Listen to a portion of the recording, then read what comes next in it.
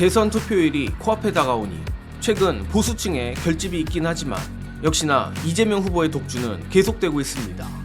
그리고 이를 증명하듯 챗 GPT를 개발한 업계 최강 기업 오픈 AI가 이재명 후보에게 먼저 미팅을 요청한 사실이 보도됐습니다. 문화일보 단독입니다. 이재명 후보가 1호 공약으로 제시한 100조 원 규모의 AI 국부펀드 조성에 그야말로 불이 붙을 전망입니다. 민주당 선대위 디지털특별위원회는 앞서 말했듯 챗 GPT 개발사로 잘 알려진 글로벌 기업 오픈 AI와 미팅을 하고 차기 정부와의 협력 방안에 대해 논의한다는 소식입니다. 26일 정치권에 따르면 임문영 민주당 선대위 디지털특별위원장과 최복원 정책본부 전략기획 담당 등은 오늘 종로 포시즌스 호텔에서 오픈AI 제이슨 권 CSO와 미팅을 한다고 하며 오픈AI에서는 권 CSO를 비롯해 국제 비즈니스 총괄, 아시아태평양 정책 총괄 등이 미팅에 참석할 계획이라고 합니다. 또한 모두에서 말했듯 이번 미팅은 오픈AI가 먼저 이재명 후보 측에게 미팅을 요청하여 성사된 것으로 파악됐습니다. 보도에 따르면 아시아 지역 투자에 관한 자신들의 계획을 전달하고 차기 한국 정부와의 협력 방안을 모색하겠다는 겁니다. 특히 이번 미팅이 심상치 않은 것은 오픈 AI의 최고 경영자 샘 올트먼의 오른팔로 불리며 사실상 결정 권한을 가진 인물로 평가받는 제이슨 권 CSO가 참석한다는 것입니다. 즉, 그저 보여주기식 쇼가 아니라 진짜로 어떠한 성과를 만들어내겠다는 뜻으로 읽히며 주목할 지점은 차기 정부와의 협력 방안입니다. 물론 이재명 후보가 가장 압도적인 후보인 것은 틀림이 없지만 아직 선거도 끝나지 않은 시점에 민주당 선대위와 차기 정부와의 협력에 대해 논하는 것을 보면 오픈 AI가 이재명 대통령 및 민주당 정부를 기정사실화하고 있다는 것으로 봐도 무방합니다. 게다가 업계 최강 기업이 아직 집권하지 않은 권력에 먼저 미팅을 요청했다?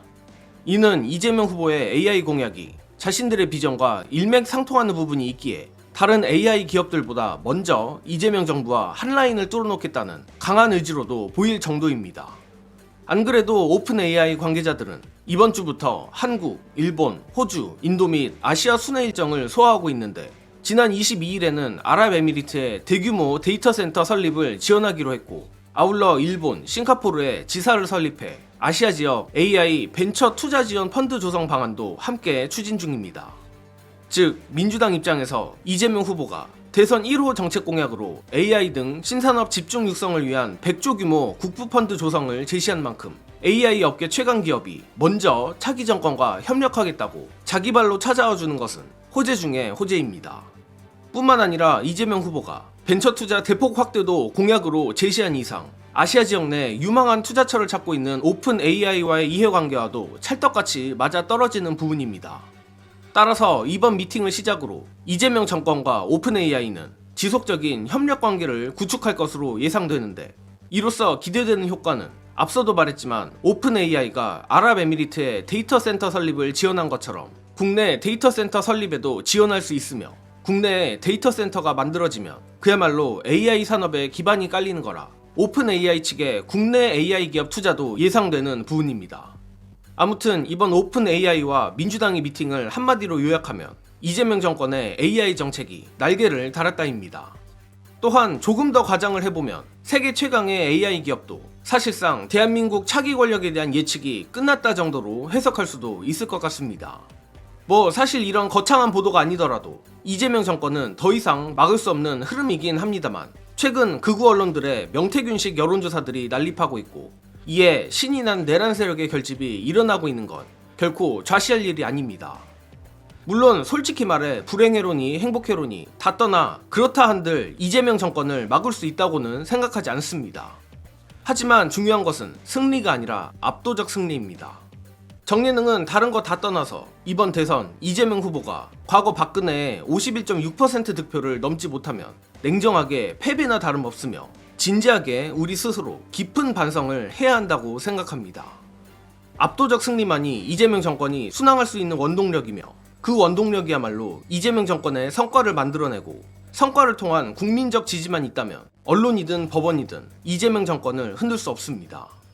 그렇기에 이번 대선은 우리 스스로와의 한계를 깨는 싸움이라 말씀드리고 마지막으로 정말 중요한 점 안내드릴 텐데 우리의 밥갈이 투표 동료만큼이나 중요한 게 사전투표함 감시입니다. 저들은 선거로 권력을 못 얻을 것 같으니 군사 쿠데타까지 일으킨 세력입니다. 분명 할 수 있는 모든 최악의 짓들을 저지를 게 분명하며 선거 자체를 무효로 만드는 시도도 그중 하나일 것입니다. 관련해 중요한 영상 여러분께 공유드리며 이번 소식은 여기서 마칩니다. 시청해주신 여러분 감사합니다. 걱정되는 게 또 하나 있어. 선거, 유세, 단일화 이런 걸로 뒤집을 수 있는 선거가 아니다 보니까 그렇죠. 다른 방법들을 생각할 텐데 그 중에 하나가 유일하게 남아있는 거 이 선거 자체를 무효화하려고 하는 시도가 있을 거다. 정당성을 훼손시켜 버리려고. 정당성을 훼손시키거나 투표소를 훼손하는 거예요. 투표를. 가장 취약한 것이 사전투표 4박 5일 동안의 사전투표 보관함일 것이다. 그래서 시민을 위한 곳에서 이제 사전투표를 지키는 그렇죠. 감시단. 왜냐하면 사전투표가 대충 한 1,500만이 할 거란 말이죠. 그렇죠. 엄청난 수예요. 그런데 동네 그냥 사무실이다. 그렇죠. 선관위에서는 한다고 하지만 애초 건물 자체가 이미 그냥 일반 그거를 철조망으로 두른다든가 은행처럼 금고로 만든다든가 그렇게 못해요. 현실적으로 누가 마음 먹고 뚫으면 뚫려요. 마음을 작정하고 먹으면 뚫고 들어가서 벽을 뿌개가지고 그걸 훼손시킬 수 있다니까. 훼손만 하면 되거든요. 훼손만 하면 정당성을 훼손시킬 수 있거든요. 누군가가 그 앞에서 이상한 사람이 나타났습니다. 경찰에 신고하면 바로 잡을 텐데 그 감시하는 사람이 없다는 거예요. 문제예요. 그렇죠. 사전투표 시민 감시단이 필요하죠.